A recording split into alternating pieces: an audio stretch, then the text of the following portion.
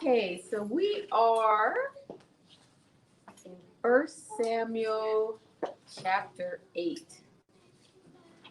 And I have marked 8 and 4, starting with 4. Yeah. So just a little recap. Last week, chapter 7. Um, do you have a legitimate question, or are you just being silly? I'm not being silly. What? Can we say our speeches? No, On speeches? now's not the time. Anyway, back to the lesson. Oh.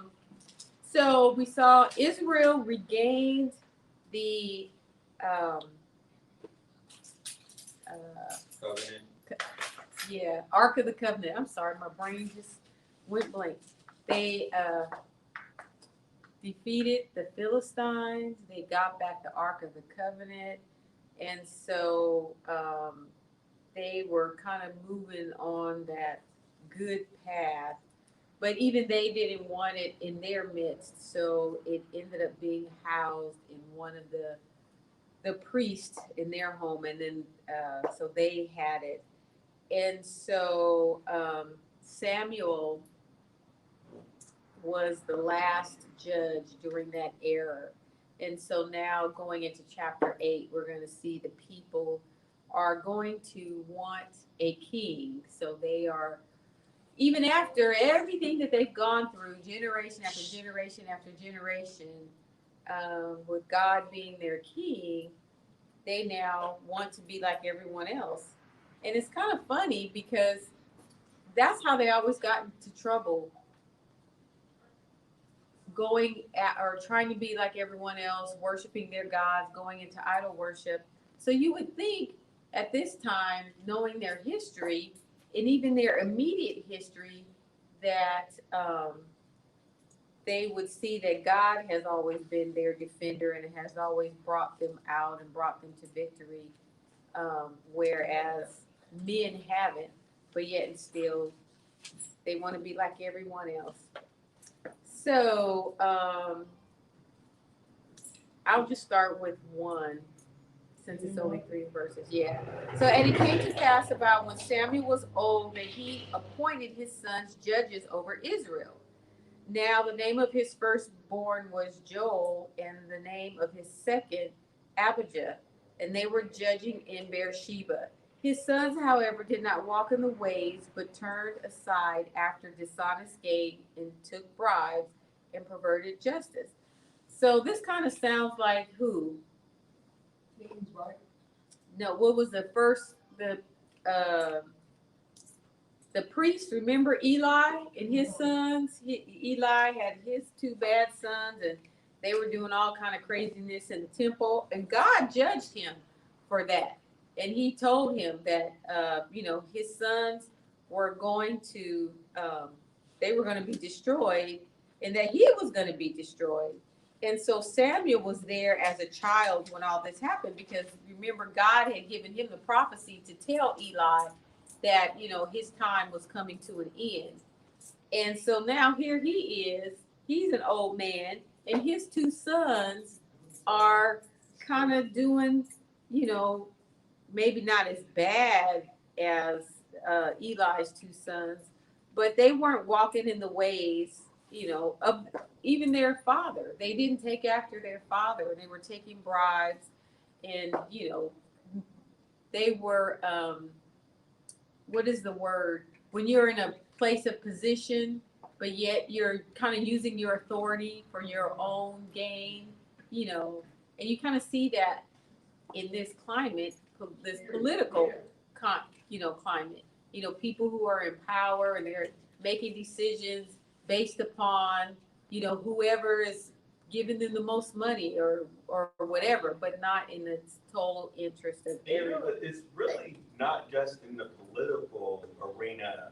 You also see it like certain people getting contracts, be it governmental contracts or just business contracts based on who or what they know. And it's intriguing where we see that the Bible talks about there's nothing new under the sun. The Bible warns about those taking bribes and things of that nature. And see it's happening even today. Yeah, it's in all facets of life. I mean, look at the admission scandals. What was that? You know, you have the rich and powerful people who have money. Would you sit down? And what are they doing? Bribing the test officials to, you know, let their kids have these high scores so they can get them into these, you know, these schools. I mean, you have all the money and have access to the best and the brightest, you know, education, but yet and still you cheat your way to, you know, so your kids can be privileged. To stay at the top of the deal, you know, they want them to be a part of that little 5%, 1%, Yeah. whatever the percentage is at the top. But if you have all this money, you figure your kid would already have the best education, right? Yeah. You have access to all these test prep and all this stuff. But it's like you want the prestige, but you don't want to do the work to, you know, to get it. And it's kind of interesting hearing you say that, because I will say, as someone that works in higher education, I think some people have been manipulated by a brand of a particular institution. When you really get down to it, if you're having articulation agreements, English 101 should be English 101, no matter where you're taking that particular class.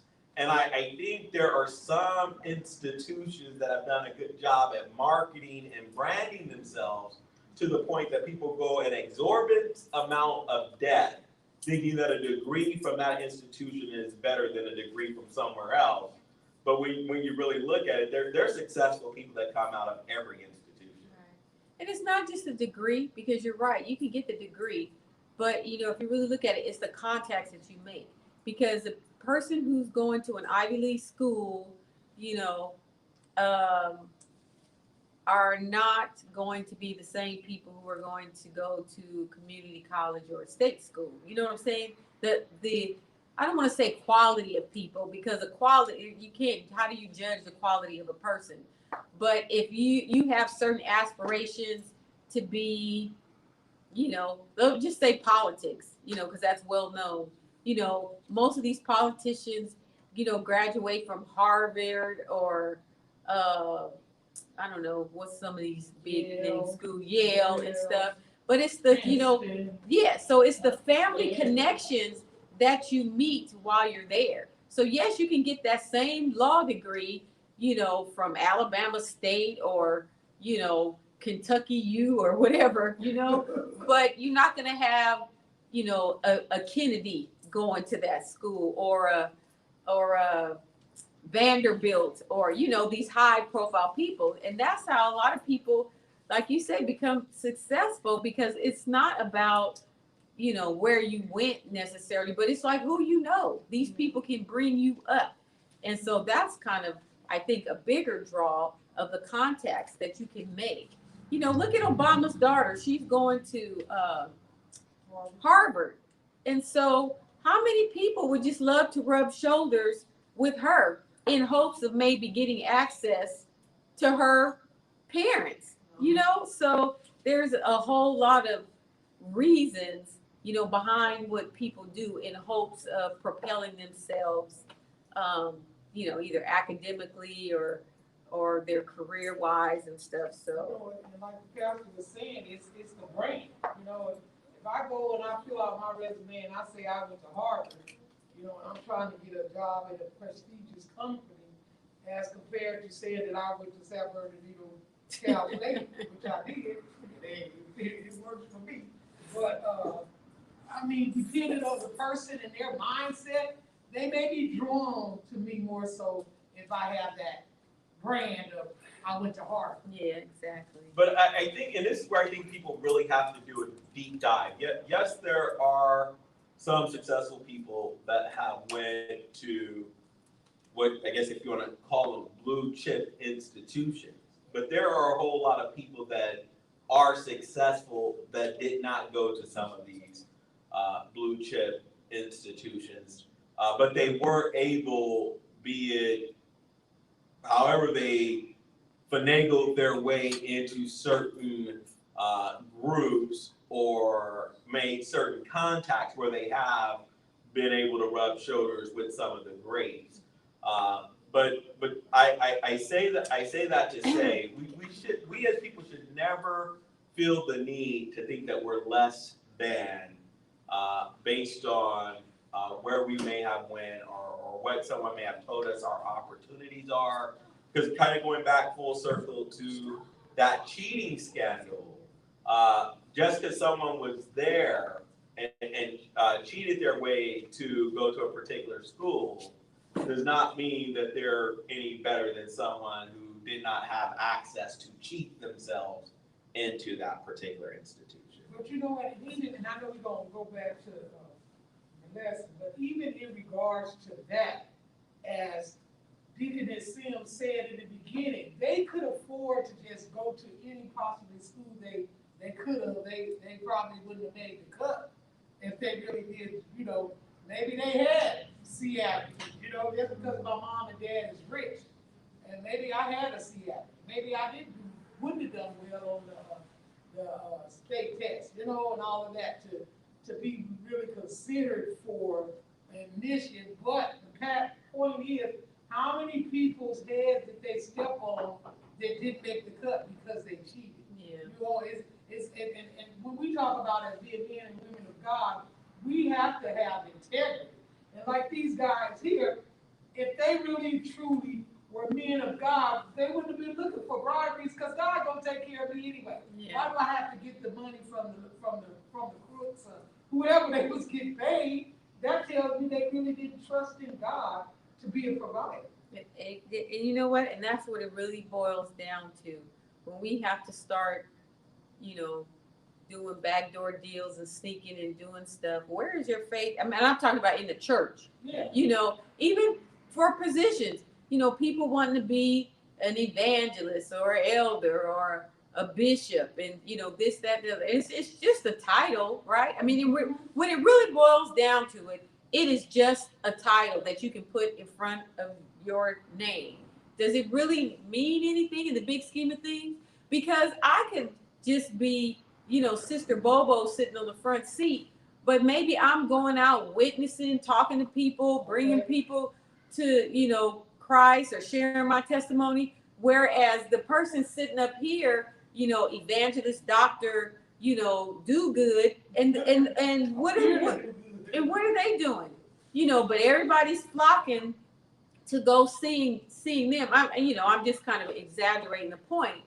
But, you know, just because someone has deemed you whatever, but you may not really be doing anything for the kingdom of God. But and at the end of the day, it doesn't matter how we do all that we do to be appealing to our brothers and sisters in Christ or on the job or whatever. At the end of the day, when we go before that judgment seat, it's not a jury trial.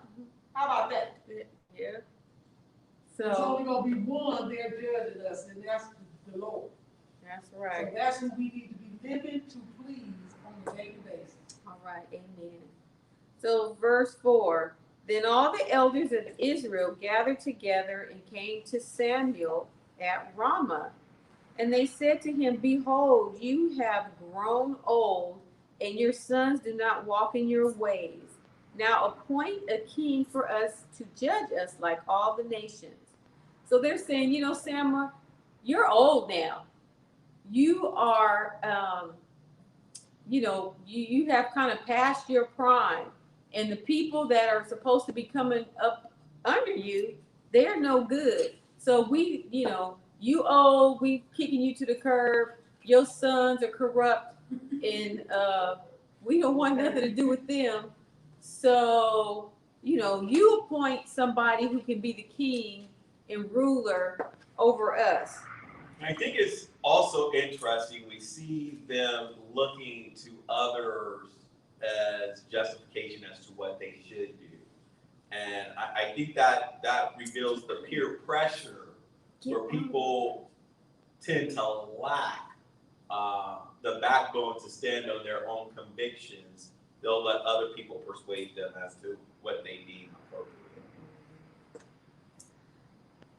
6, but the thing was displeasing in the sight of Samuel when they said, "Give us a king to judge us." And Samuel prayed to the Lord. So Samuel was doing the right thing. He knew what they were doing wasn't right. And we see um, back in, previously, even in Moses, when God had spoke to him in Deuteronomy, and he said that at some point, basically, God was telling Moses that you don't want a king to rule over you because this is what would happen. Let's kind of go there. Deuteronomy 17. Yikes.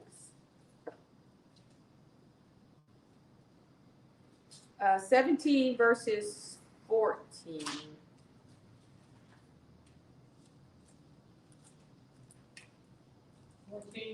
Yeah, 17, 14.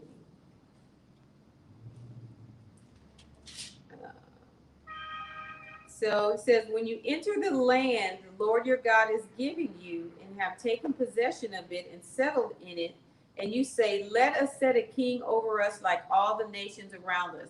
So God was already, telling Moses, kind of giving him a heads up as to what was to come.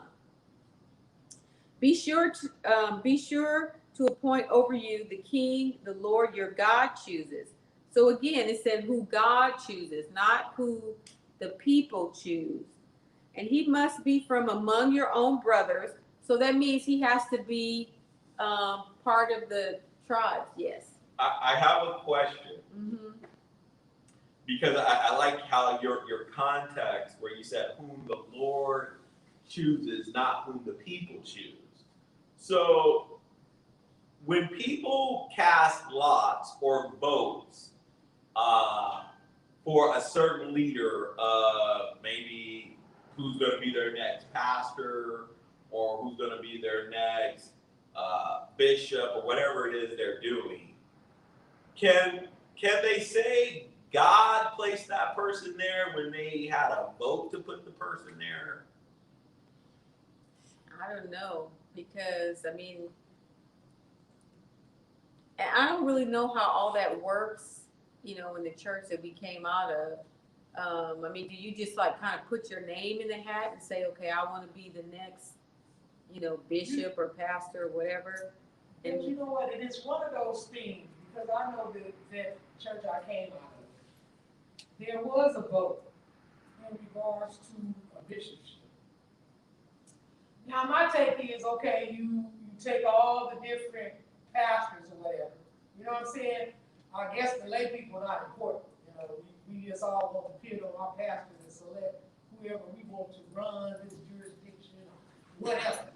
But at the end of the day, I would want to believe that the men of God are seeking God for guidance and direction on who to select or elect or who to place over this region, this jurisdiction, the national, or whatever. I would truly in my heart want to believe that's what's taking place, but I think it's all politics.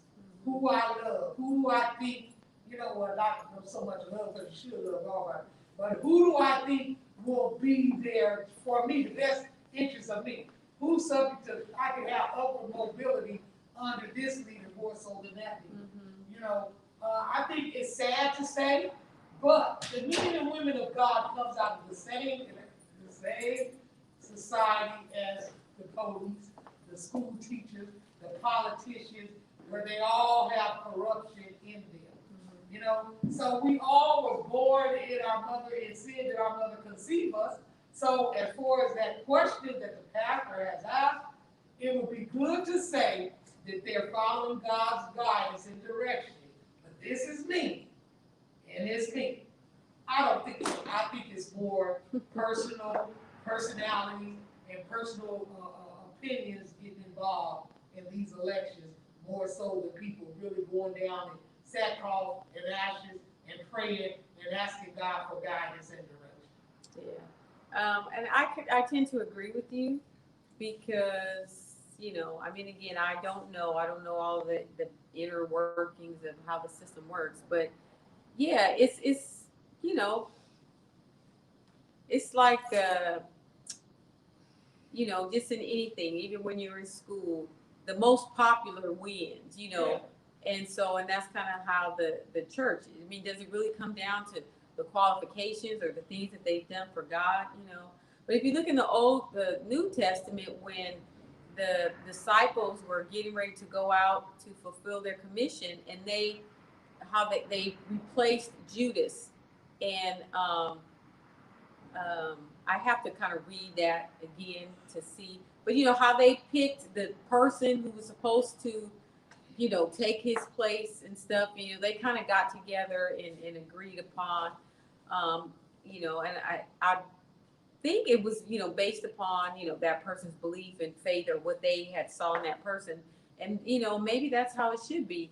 But, you know, they should always come together. I mean, if it's a committee, a group, or whomever is making the point, and seek God as to who should be the best person. And sometimes the person who is best to lead you may not be the one that you think. You know, I mean, just because someone looks good in the part, you know. Great talk. That's good for gab. Yeah, but that's not Oh, yeah, Lord. just, you know, coming up here and you know, bringing a message for an hour, you know, once a week. That's, you know, you can speak to it. You know, I'm not a pastor, but that's what 10-20% of what you do. I mean, there's a whole lot more that's involved just being up in front of people and capturing that attention.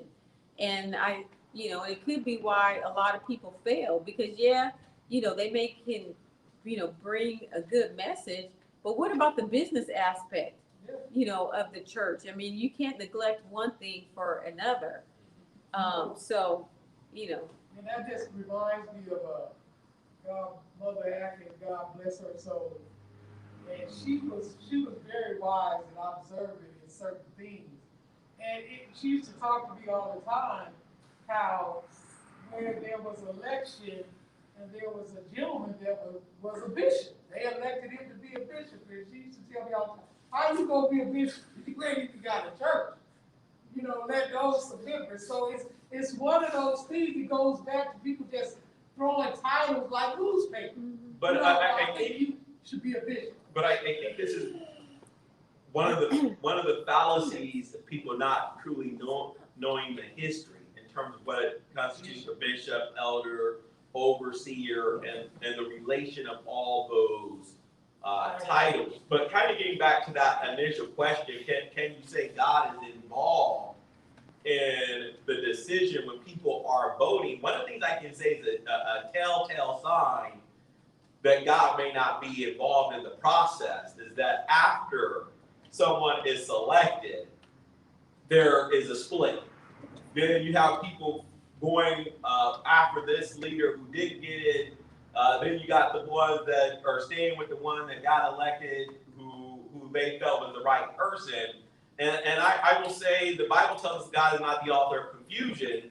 So if there are splits as a result of votes, that should let us know that somewhere the flesh and Satan got involved in the process, because I don't think God will leave the church broken up like that. Yeah, I mean, well, I don't know. You can't.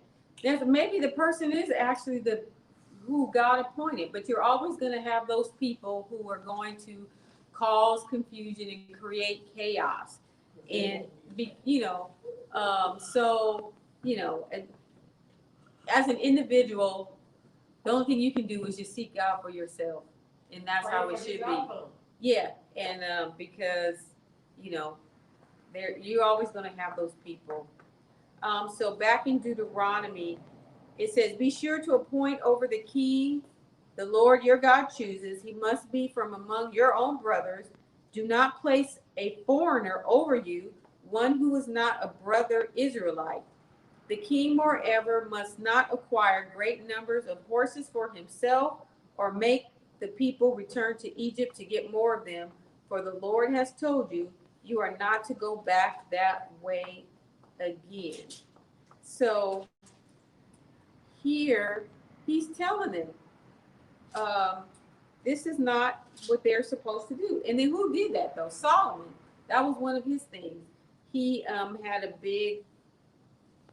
a mass of horses and stuff like that. And then there's also scripture that says that a king, when it comes time for war, he's gonna pull in your sons and your daughters and ask you to go out and fight and do all this stuff. Whereas at least if God is leading you into battle, God is gonna take the responsibility, or he's going to be in the midst, and that's when you will come out victorious. So there's but the people, they weren't listening. But then, what if someone would say, well, God said take someone from your brother, and maybe someone may say, well, Samuel, how near and dear to a brother in care you get than your sons, I raised them up. I know them better than anyone else. But then again, it's one of those things. I got 3 sons. I can't say I can tell you everything they'll do and the decisions they'll make. You know what I'm saying? So it's one of those things where maybe Samuel was hoping for the best, and it just turned out that what he was hoping for just turned out to be a mess. Well, he appointed them. They were supposed to be judges, so he did do that. But they were obviously corrupt, and so knowing good, I don't think he would intentionally put a corrupt leader over the people and stuff. And even in his selection, he prayed to God and asked him, and God led him and guided him. At least the second go, well, sort of the first time too, but really it was the people's choice and not God's choice. But see, I have a question or a statement, or however, when someone is appointed or God's choice, does that make corruption null and void? Because at the end of the day, God is that statement right there. Well, but I think we have to look at it. Most leaders start off righteous. Even if you look at Solomon, it was his later years that one could say he got hardened and was not as righteous as he was in the beginning. And I think that happens with a lot of people today. They start off innocent, but they begin to be exposed to things, and it really begins to distort their thinking. And that's why we as believers must continually carve out time to spend with God and ask him to guide us, to direct us, to reveal to us where might the traps and the lures of Satan be presented to us that will cause us to fall short. Yeah. And it's just a gradual walking away. I mean, you may not walk away 100%, but I think we can all look at times in our lives where, you can't really say you were backslidden, but maybe your walk wasn't as tight as it was, say, years previously. And I think that's kind of what happens to people, that, they just kind of slowly walk away, not intentionally, but they just get distracted by other things, and you leave in those gaps where Satan can come in and people can come in and kind of turn your eyes away from Jesus. And that's the truth. So a lot of times when you have people saying and stating that when someone do fall away, or they go backwards, or however you want to call it, where there are some people that will say, well, I know God wasn't in that. Well, that doesn't mean God wasn't in it. That just means they got lured away by their own lust or whatever they do. Trying lies, those things, lust of the flesh. So I think that's what we have to understand, is that God could give us guidance and direction as to who he wants to be in charge.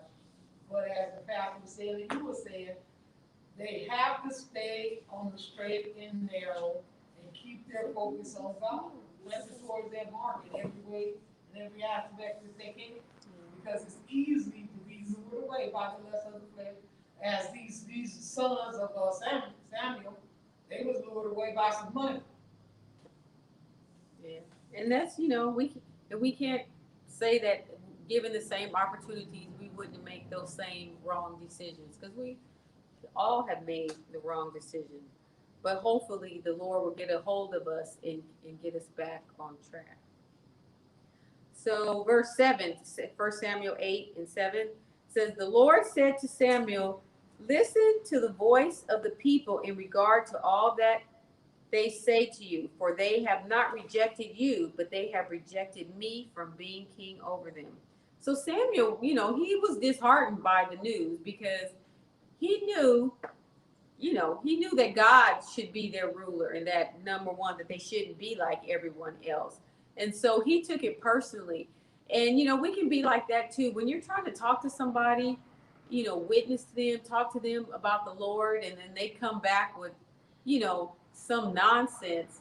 And, we can kind of take that personal, because, we're trying to give out. We're talking to them out of concern and care for them, but they just don't seem to be getting it.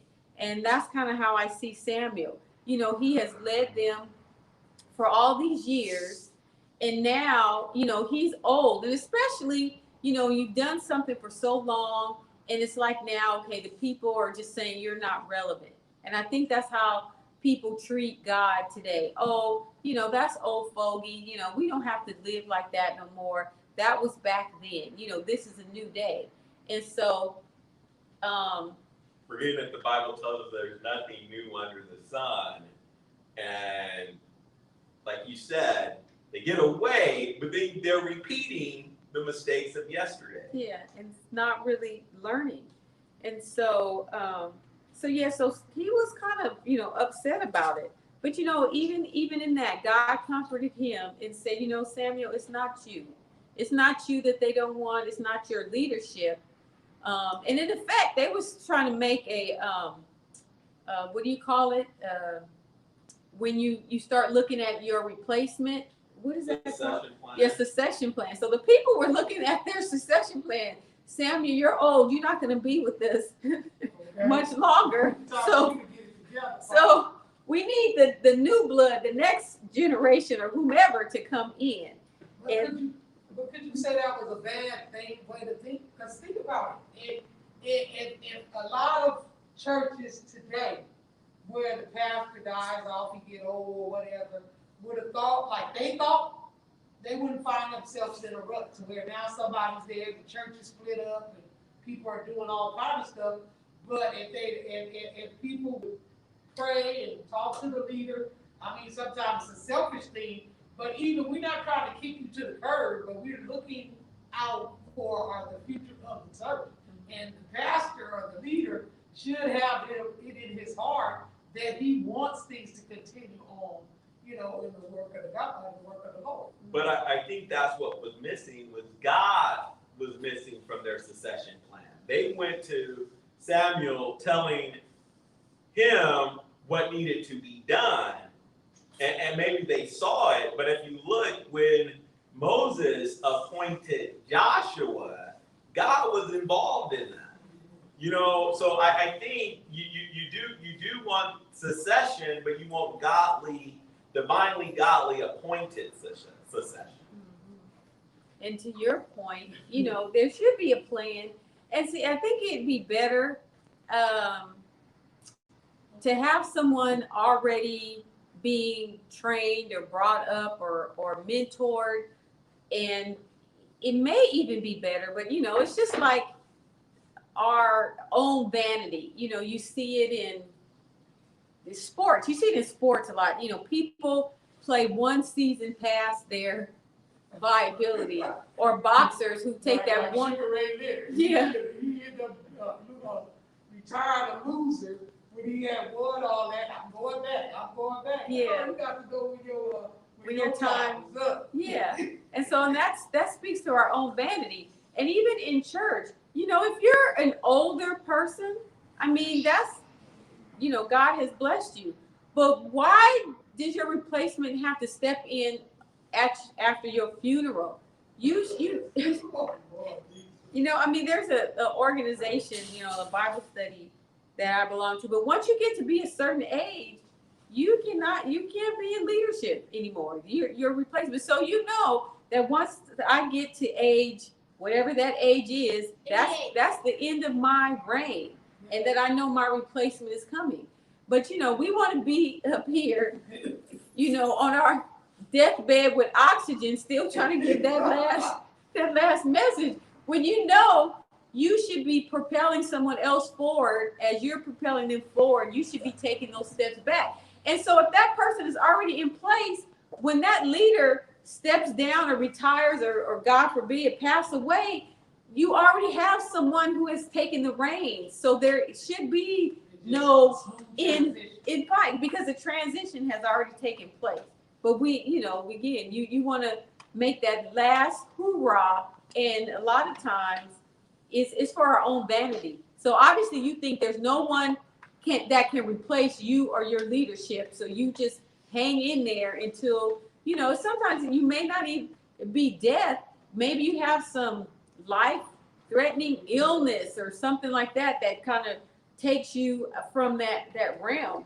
And You know what, and that's so true. It's a lot of organizations that I know one in particular, 60 years, you can't start a pastorship, at that age. But, they started, you can't they won't appoint you over a church past this 50, 61 ago. But I was just thinking, I remember years back, matter of fact, in this building, where the Lord had given me, I was working along with the youth leader. And the Lord had given me training the kids, like young deacons and young missionaries, training them as they go on things that they should do. So when they get older, whether God continue them in that vein as being a deacon or a missionary or whatever, they already have the skills and the knowledge of how that works. More so than just waiting, to the end. They know how it goes. So if there is a need, we have somebody. Yeah, they can kind of step in, but we don't have that forward thinking. I'm sure some organizations, I don't want to lump everybody in. I guess the question I think we have to ask ourselves, is it a lack of forward thinking, or is it a lack of committed people to, as you're saying, being mentored and growing and understanding? Because one of the things I do think when you're looking at the pastorate, when you're looking at, the deaconate, when you're looking at all these different roles within the church, you just don't put someone in the role without proving themselves committed to the work of the Lord. And if there's no commitment that they have shown, if they haven't been faithful over the few things that they have been entrusted to, why would you then elevate them to more responsibility when they can't even get the simple tasks right? Yeah. And that's kind of like, who can really answer that question, because I'm sure it varies from, denomination to denomination, and then even within denominations, church to church, and so but that's probably the biggest thing, level of commitment. People just aren't committed to what they are appointed to, or what they said that their ministry is. Not only that, when you stop and you think, so you have so many churches that's working at a deficit. When I say when it comes to membership, well, you say, well, this is what God has for me right now. But when you have so many churches that's working at a membership deficit, you have to use people where they are available. So sometimes you may put people in positions that they don't qualify for, or it's just a what you call it, a space keeper until God sends the one. So, go ahead, because I was going to come with a question to what you're saying. Go ahead. No, because I think sometimes it may be best to keep a position vacant as opposed to putting someone in the role that's going to be in over their head. But I think this is where we have to keep God involved in our decision-making process. And I can say early on, as a pastor, there was a decision that I made when I put someone over something, because I felt, okay, I need this position filled. And it didn't work out. It didn't work out well. So it helped me realize, sometimes it's best to keep a position vacant and not just fill it because you think that's what needs to be done, but wait on God to tell you, okay, this is the person for that role. Yeah. And sometimes, some ministries may go be unfruitful for a time for that very same reason. And it's better to just let it set on the sideline for a little bit than to have someone there. Yeah, So we didn't get very far today, but good discussion. So we are going to start, verse 7, 1 Samuel 8, verse 7. That's what we'll pick up next. Sunday school.